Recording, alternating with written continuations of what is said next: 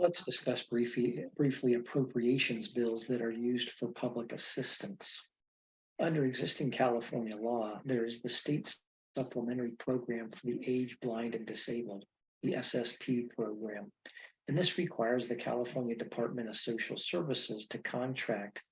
with the United States Secretary of Health and Human Services to make payments to SSP recipients to supplement their supplemental security income, their SSI payments, that it's made available pursuant to the Federal Social Security Act.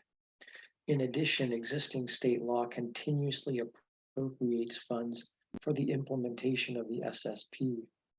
Now, legislation in the state of California often specifies that the continuous appropriation required by existing law would not be made for purposes of implementing a new bill's provisions. As a result, bills in this area contain a succession or a section that usually provides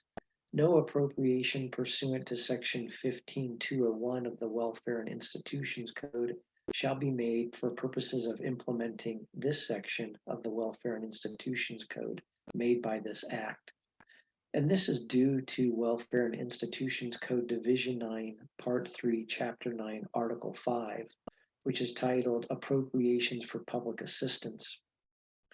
Welfare and Institutions Code Section 15201 provides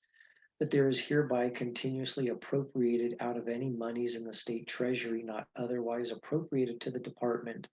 for allocation to the Secretary of the Department of Health, Education, and Welfare for payment of an amount equal to the amount of any grants made by the Secretary as supplemental payments to aged, blind, or disabled persons under the provisions of Chapter 3 of this part,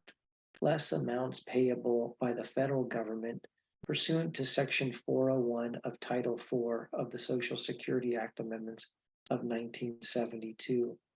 And so as a result, with these bills that make appropriations for public assistance, they need to contain reference to this section of the Welfare and Institutions Code and address the continuous appropriation requirement found therein.